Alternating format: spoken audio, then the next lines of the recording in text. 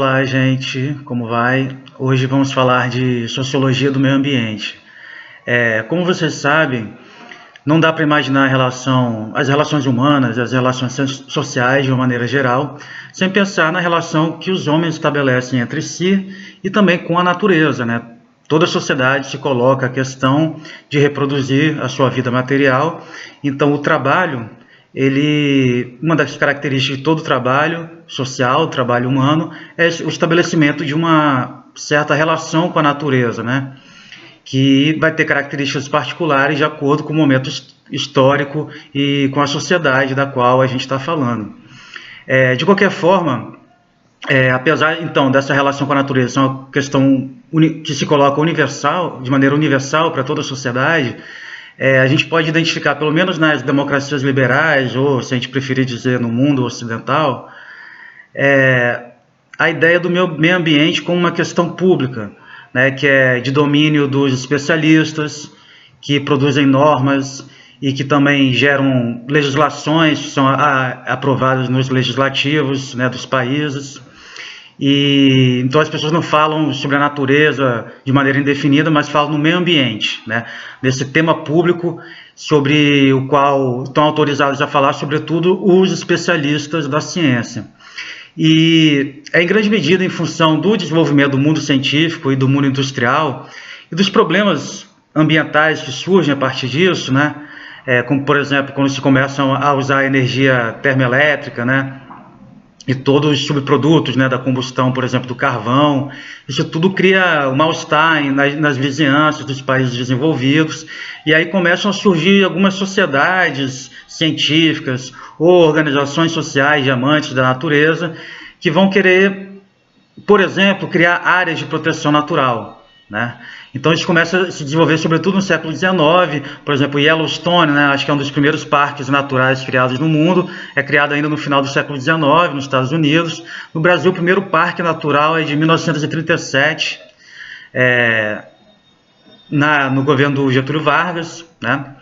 E o meio ambiente, além disso, ele também está inserido, como a gente já falou em outra oportunidade, quando a gente estuda os movimentos sociais, como uma variedade dos novos movimentos sociais, né? Então, enquanto os movimentos sociais tradicionais estão ligados à questão da relação entre capital e trabalho, os novos movimentos sociais eles têm uma série de temáticas mais difusas, vocês devem estar lembrados. E o meio ambiente é uma dessas temáticas difusas, que não pode facilmente ser encaixado nem à direita nem à esquerda do espectro político, porque como o capítulo que vocês estão lendo mostra, a questão ambiental ela pode ser tratada tanto de uma perspectiva de mercado, né, de uma perspectiva que está em harmonia com os princípios do capitalismo, quanto a partir de uma perspectiva mais crítica da sociedade de mercado, do capitalismo, da propriedade privada e do domínio da razão, né, científica,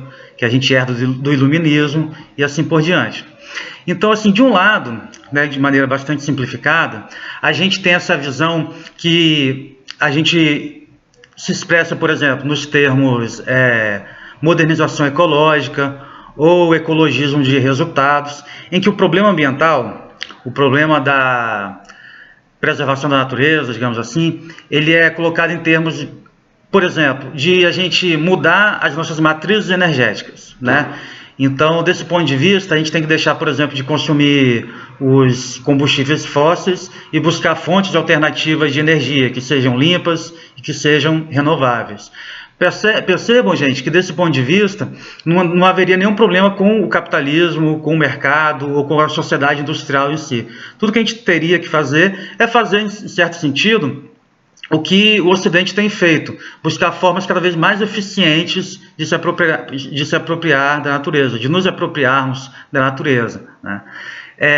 Então, dessa perspectiva, que, como eu falei, é resumida, né, por exemplo, no termo ecologismo de resultado, as empresas, os estados nacionais, as agências oficiais, os órgãos multilaterais internacionais, eles tomam o meio ambiente como uma questão técnica que pode ser resolvida a partir de tecnologias limpas e que os conflitos ambientais também, eles podem ser resolvidos através de um grande consenso, na medida em que determinados problemas, como por exemplo as externalidades, podem ser resolvidos também como por mecanismo de mercado. O que são as externalidades, gente? Vou imaginar, por exemplo, que uma empresa de refrigerante, ela vende seu refrigerante em garrafas plásticas, né? Bem, essa garrafa plástica, ela depois fica circulando pelo mundo, né? Ela vira lixo, né? E isso não é mais um problema da empresa, né? Então esse custo que é gerado para a sociedade, ele é socializado, enquanto o lucro da empresa ele é privado, né? Ele é privatizado. Então a externalidade é justamente esse custo que a empresa gera e que ela não incorpora, ela distribui para o resto da sociedade. Então, por exemplo, você pode criar legislações que incentivem empresas desse tipo a financiarem associações de trabalhadores e catadores de lixo que vão reciclar esse lixo, né? Então, dessa maneira, a empresa, de alguma maneira, tendo esse custo para ela de financiar essas associações ou cooperativas, ela internalizaria, né, esse custo externo que ela tinha gerado antes. Então, desse ponto de vista, todo mundo ganha, né? O mercado próprio resolve o problema da poluição, que também é a ideia dos créditos de carbono, né, gente? Os créditos de carbono, eles estão baseados numa ideia de que existe um nível de tolerância ótimo, digamos assim, de exploração dos recursos naturais, de emissão de gases oriundos da combustão de combustíveis fósseis, e que um país que não estiver usando a sua cota de poluição, digamos assim, ele pode vender essa cota para outro país explorar, né? Então percebam, gente, que são todas soluções que não fazem uma crítica ao sistema capitalista, à acumulação privada do capital e à sociedade industrial. Eles buscam, nas próprias características da sociedade de mercado, uma solução para os problemas ambientais. De outro lado, gente, a gente tem uma outra perspectiva, que junta a crítica ao capitalismo com a perspectiva ambiental. Então, por exemplo, movimentos por justiça ambiental. A origem desses movimentos estaria ligado... Bem, movimentos com essas características surgiram em todo lugar do mundo, né? Mas, digamos assim, diz o manual que esses movimentos eles começaram nos Estados Unidos, quando comunidades pobres e majoritariamente de minorias, como negros, latinos, elas começaram a perceber que suas vizinhanças eram o grande depósito de lixo da sociedade americana. Então eles começam a falar, vem cá, por que essas externalidades, né, esses custos são só nós que temos que internalizar, né? Então eles começam a juntar a questão ambiental com questões como classe social e como raça. Uma perspectiva que não aparece, por exemplo, no ecologismo de resultado. Então o movimento por justiça ambiental, ele incorpora temas que estão ligados também à relação, por exemplo, de capital e trabalho, né? Por que as classes sociais mais pobres são que internalizam mais os custos da poluição ambiental, né? Então, se por um lado, gente, existe uma ambientalização do mundo, o que seria isso? Que todos os movimentos sociais, todas as empresas, todos os estados nacionais, de alguma forma, hoje em dia, falam em meio ambiente, né? Então, por exemplo, se o movimento dos trabalhadores sem terra, há 20 anos atrás, falava simplesmente em dividir a terra, né? Hoje eles falam em dividir a terra e produzir alimentos orgânicos que não sejam poluentes também, nem para o ambiente, que nem façam mal, né, para o organismo das pessoas, né? Então, quer dizer, essa preocupação, que a gente chama de ambientalização dos movimentos sociais, da própria sociedade, é que todos os setores da sociedade vão incorporando o discurso ambiental. Mas, como eu estou dizendo, não da mesma maneira. A gente pode, ainda que de maneira muito simplificada, identificar uma polarização entre, de um lado, por exemplo, o ecologismo de resultado, e do outro lado, os movimentos por justiça ambiental, que eles vão fazer uma crítica não só da sociedade, da dimensão técnica, né, da poluição, mas da dimensão política da poluição, de como essa poluição está distribuída nas classes sociais e assim por diante. Está relacionado também, gente, a essas diferentes perspectivas sobre a questão ambiental, uma certa polarização que existe entre a criação de áreas para áreas naturais, né, que tem uma perspectiva preservacionista, que são aquelas que se expressam sobretudo nos parques naturais, em que geralmente espera-se que só tenha naquelas áreas pesquisa científica e atividade de turismo controlado, né? Então, não poderiam morar, por exemplo, populações indígenas ou populações tradicionais nessas áreas de preservação. E aí tem um problema nisso, porque muitas populações tradicionais acabaram sendo expulsas das suas áreas originais para preservar a natureza. Olha que paradoxo, né? E aí tem uma outra perspectiva, que é a das reservas extrativistas. No Brasil, está muito ligada à luta do Chico Mendes e dos seringueiros e isso é muito interessante, que é não só pela preservação da Amazônia, mas pela emancipação dos seringueiros das relações de exploração às quais eles estavam submetidos, porque eles não eram donos dos seringais, eles ficavam numa relação de quase escravidão, né?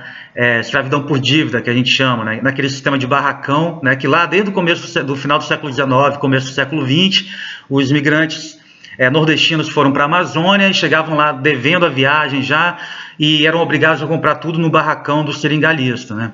Esse tipo de relação, a gente sabe que, infelizmente, existe alguns cantões do Brasil ainda, mas não só em cantões do Brasil, né? A gente sabe que em São Paulo, por exemplo, tem trabalho escravo, mas ligado, por exemplo, à indústria da manufatura, né? Bolivianos são escravizados em São Paulo. Mas, de qualquer forma, as reservas extrativistas, elas não estão ligadas só à ideia de proteger a natureza, mas de emancipar os trabalhadores de relações de exploração, né? Então, enquanto a ideia dos parques naturais está muito ligada a essa perspectiva da sociedade urbana industrial e do interesse da classe média, da proteção de áreas naturais, né? Por exemplo, para a pesquisa científica e também para o desfrute estético da classe média, né? Que é passear no fim de semana para ver a natureza, diverge, então, dessa perspectiva das reservas extrativistas, que a natureza é um lugar onde as pessoas vivem também, né? Em que os grupos tradicionais vivem e reproduzem um modo de vida. Então, vejam que nesse olhar, a natureza não está separada de formas particulares de organização social que são mais, digamos assim, socialmente justas, né? Produzem menos desigualdade. O que nos leva a falar da questão da soberania alimentar e da segurança alimentar, né? Quando a gente fala de segurança alimentar, gente, a gente está falando sobretudo da questão da disponibilidade quantitativa de alimentos, né? Então, a humanidade fez um progresso muito grande, por exemplo, através do progresso, né, da revolução na área química, né, em que você tem uma série de, por exemplo, de fertilizantes, né, que possibilitaram o que a gente chama de Revolução Verde, né, nos países, sobretudo nos países do terceiro mundo, né, na década de 60, 70, em que você tem um aumento brutal da produção quantitativa de alimentos. Por outro lado, o problema é o seguinte, são de duas ordens pelo menos. A Revolução Verde, ao estar baseada nessas revoluções dentro da indústria química, né, de fertilizantes, etc., ela nos torna muito dependentes de grandes indústrias, né? Ela não problematiza necessariamente também a estrutura de latifúndios, né, e a estrutura de concentração da propriedade. Então, o movimento por soberania alimentar, ele está ligado, por um lado, muito à produção de alimentos orgânicos, né, em pequena escala, mas também a questão da propriedade da terra ser de entre outras coisas, também, né, ser de pequenos proprietários, né, porque isso dá porque é o seguinte, gente, todo mundo entende quando a gente fala de proletarização, né? O que é proletarização? No final da Idade Média, lá com os cercamentos das áreas comuns, os trabalhadores camponeses foram expulsos, né, das áreas comuns e foram para a cidade. E eles viraram proletários, né? Eles só teriam a prole, né? Não teriam mais nenhuma propriedade. Então, essa condição do trabalhador, de proletário, é uma condição que é de muita... em que o trabalhador ele perde a autonomia econômica dele, porque se ele deixa de estar desempregado, deixa de estar empregado, ele não tem mais os meios materiais de reprodução da vida dele, né? Ele vai receber, sei lá, um seguro-desemprego durante o tempo, mas isso depois acaba, e ele pode realmente passar fome, né? Se você for olhar, por exemplo, já dei esse exemplo algumas vezes para vocês, né? Em comunidades como Piúma, por exemplo, ou Marataízes, ou Anchieta, a gente fala, a maior parte dos filhos de pescador não quer mais ser pescador. Bem, primeiro que eu acho que isso varia, né? Depende de onde, né, que a gente está falando. Em Itaipava eu acho que tem muita gente querendo ser pescador ainda. Mas o ponto que eu estou querendo chegar é o seguinte, que, por exemplo, mesmo que um filho de pescador desse, que não queira ser pescador, ele geralmente vai ser socializado na cultura da pesca, ele vai saber botar uma linha, botar uma rede, matar um peixe, né? E se eventualmente ele ficar desempregado, ele tem meios materiais de reproduzir a vida dele, né? Ele pode, como a gente diz aqui na Barra do Jucu, arrancar um sururu, né? Ele pode ir lá matar um baiacu agora, que a gente está chegando a agosto, setembro, etc.